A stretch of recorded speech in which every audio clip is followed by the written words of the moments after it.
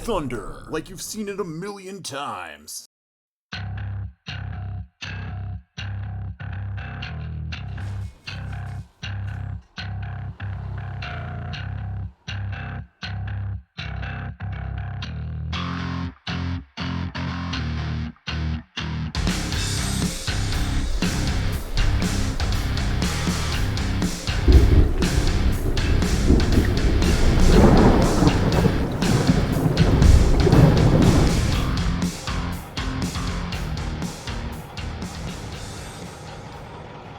Good morning, welcome back to American Truck Simulator.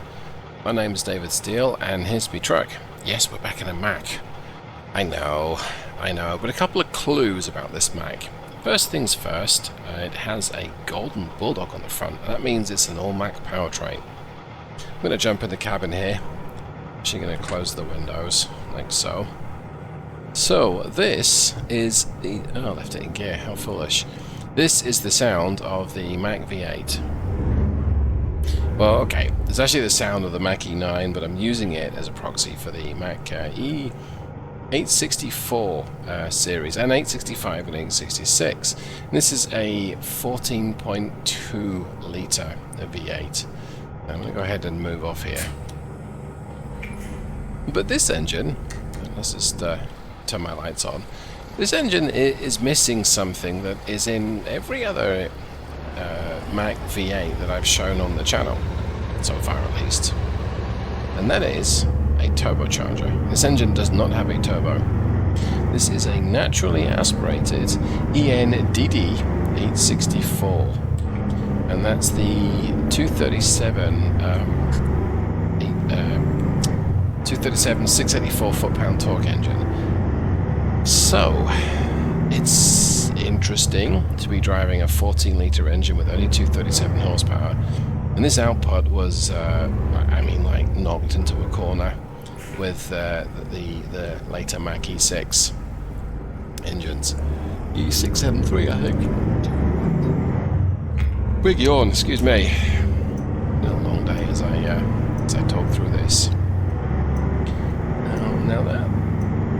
So let's just turn right up here, and it looks like that might be a hidden road, so I'm going to try it. I'm going to just turn right down here, because we have plenty of time. This is a World of Trucks trip. I think we have like 11 hours to complete it, and it's not very far. So let's see if we can drive down here. We might have to back up. I'm sure that'll be fine. We haven't been stopped so far. Make a U-turn. Let's get out this car's way. Right, well I get... oh, there we go. I was about to say, I guess we can go this way, but apparently not. Yay. This'll be fun with a double. It will be a lot of fun. Yeah, I really don't like this.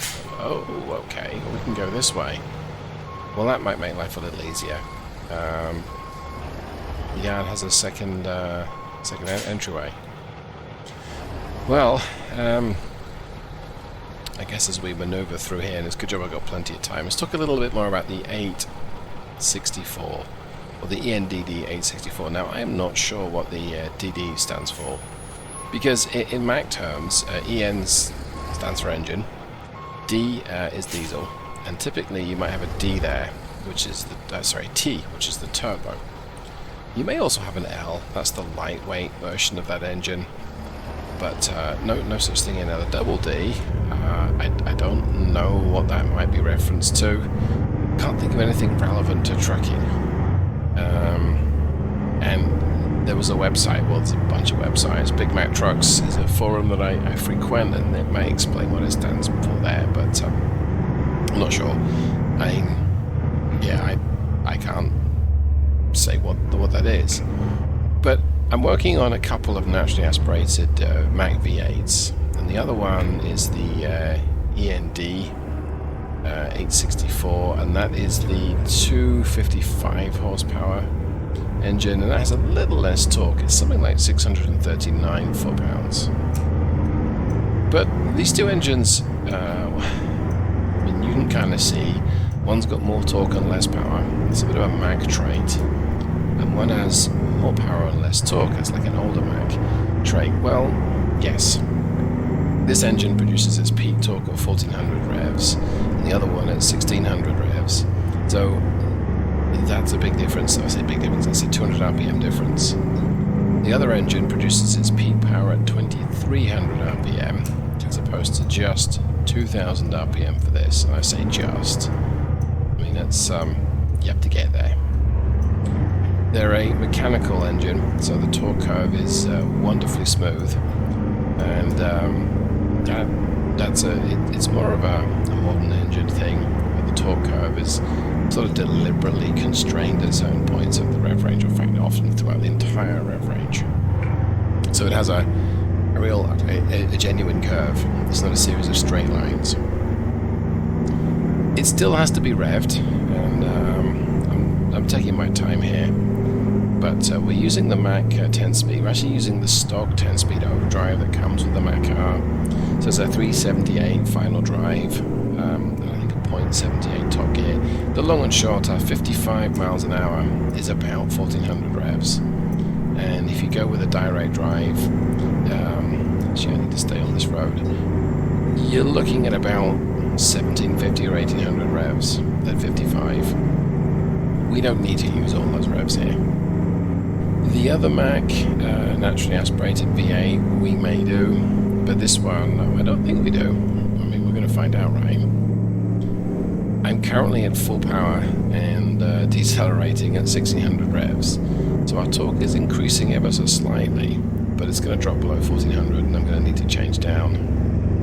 I am testing the engine definition, so we'll see when it changes down. There we go. That was about 1250 revs. Yeah, I mean, that's probably fair enough. We can tweak that. But it didn't feel wanting for power. Given the context of 237 horsepower at least. And we are at full power, and that does, it has an impact. Alright, let's go ahead and I'm going to set my cruise at 55. There we go. And there we go even. And we'll see at what speed it shifts into top gear. Okay, got to turn right up here or merge right. The Mack we're using today is the medium length day cab. It's not as sensitive as the short wheelbase version. That is very sensitive and not quite as maneuverable. We can have the extended size tanks, which we have today. There we go. Yeah, we shifted up to top at, I guess, 52, 53. Yeah, I think that's fair enough. And let's see if we hold it up. It's a slight gradient. Okay. Held it to 51 and then we downshifted. Given the limited output of this engine, I don't think that is unreasonable. Because we are using the gearing that is kind of tall. So, yes, it's not bad.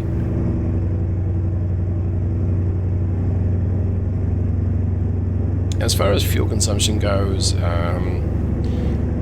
my expectations of how I built the engine model are, it's not going to be brilliant. It's also not going to be terrible. And if you work it really hard, it doesn't have enough power to burn that much fuel. Unless you spend all your time in like the bottom 5 gears. But instead, I would hope to get somewhere around about 5 to the gallon from a trip like this. We're hauling under 21,000 pounds of computers in a double, and I don't know if the double makes a huge difference to things. The lack of aerodynamic packaging makes no difference to the game whatsoever. I'm going to jump back in the cabin. I don't want to risk it. And it sounds good. So why would you choose this engine over the 237 and 906 or 910 foot-pound torque version of the E6 family? Oh well, because you like the sound of it maybe, or because you're trying to model a 1960s vintage engine.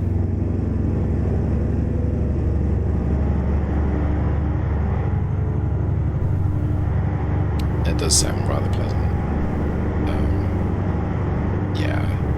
And note that there's no turbo whistle, because I've removed that from the sound files. So you're not going to get that little whistle from the turbo, and it's quite a subtle change. I think the biggest turbo sound you get from the E9 or the E865, as I have simulated it, that little sneeze when you change gear, that little blow-off sound. You don't get that if you've got no turbo. So that's a huge difference, but I might need to drive this back to back with a turbocharged version just so you get to hear the sound difference. The other big difference, well, it's about 50% torque. The D-rated E865 with the turbo is the 285 horsepower version. I'm gonna kill my cruise right now and just coast around this corner. Excuse me. But that has I think 985 foot-pounds of torque, so it not quite 50%, but 300 foot-pounds extra. So you notice a big difference in the torque. This is a much more laid-back kind of engine. It does need revving. The other one needs revving more, but it does not feel, I guess, as frantic as the turbocharged version. It's frantic, even the word for it. Yeah, it's just an enjoyable ride. I guess this is my exit. Okay. Pretty short trip today. How far have we got left to go? Only 11 miles. Very short trip today. Wow. Well, off to Sacramento, so... Exit right. There's a lot of California I've yet to explore in this profile. I really should get on that. Right, here's the engine brake sound. Almost the same as the stock E865, which is not yet in the Steele Productions Engine Pack. Similar, but there's no turbo whistle. Go ahead and just make that turn. Get back on the power. There's left. So at this point, you'd normally be hearing the turbo spool up and whistle, but it's quieter.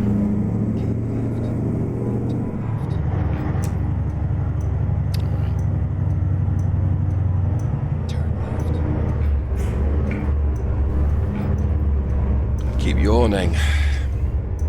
Well, it's because in the last 24 hours I've only had about 2 hours of sleep. No, maybe 3. And that's not my fault. I won't bore everyone with the details, but I basically got called out at about 2 AM. So, that was fun. In fairness, it wasn't bad. I don't get called out every night, so that's a thing.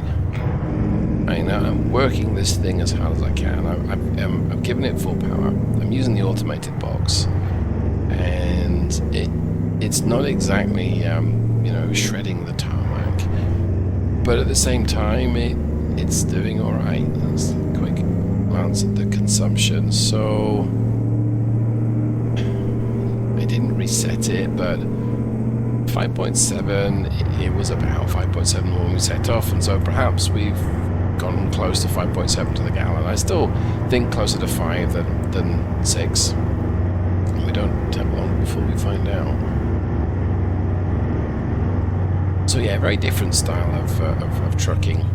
And using an older truck in a modern environment, I've talked about this a little bit before, it's interesting because when this truck was first sold, speed limits were lower, or if speed limits weren't lower, the vehicles or private cars were less capable of reaching the sort of 70, 75 and 80 mile an hour speeds, and they were less capable at those speeds. They weren't as quiet, they weren't as refined, and so these days, not that a heavy goods vehicle or a truck can keep up with a passenger car, but they can cruise to 75 or 80. This truck can't. It can cruise, I suppose I'd have to check what its top speed is, but 2000 RPM in top gear is not going to be 70, I don't think. If I wasn't so tired, I would do the mental arithmetic, totally work that out. Perhaps I can. We know that it's 1400. Yeah, actually, it looks like it's going to get close to 80. But you're going to be at the governor at 80 miles an hour, and yeah, okay, I was wrong. It looks like you can get pretty close to 80, maybe 81, maybe 78, 79, but there we go. Not exactly the same as a modern truck that might be doing maybe 1550 or 1600 reps at 80, but that doesn't matter if you can still do 80. And the most you can burn is 237 brake horsepower worth of fuel, so you may not be as terribly inefficient as you think. Maybe I'll find out one of these days. But right now, I'm just happy to bumble along, run my delivery, and just enjoy this burbling V8 from another time, and enjoying it in the traffic and not making too much of a mess of maneuvering.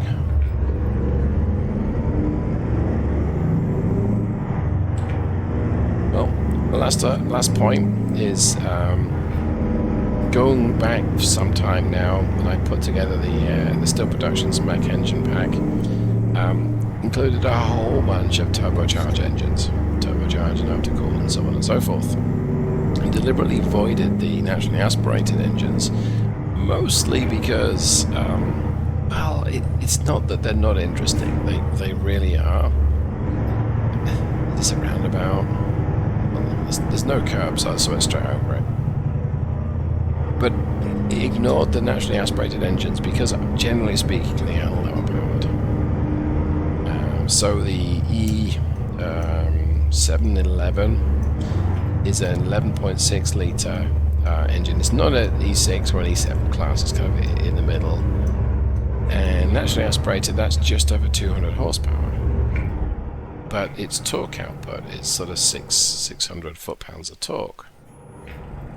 In a sense, it's very similar to this engine, but why would you choose that over the 237 horsepower E6 or E673C?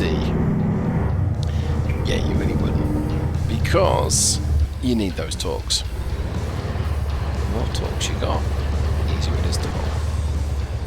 Anyway, that about wraps up today's video. I've rambled for quite a length.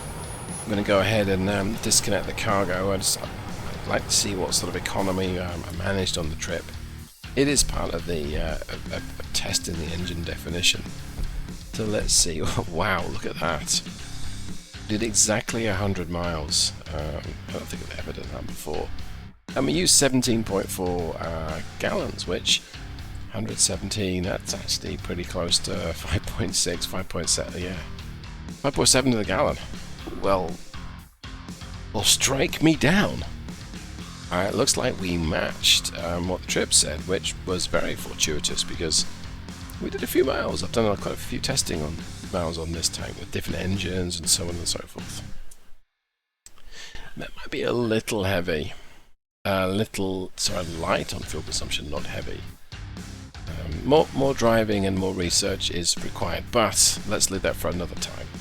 Thanks so much for hanging out with me. Hope that you enjoyed this, and look out for some naturally aspirated lower power engines coming soon. Thanks so much, everyone. Goodbye.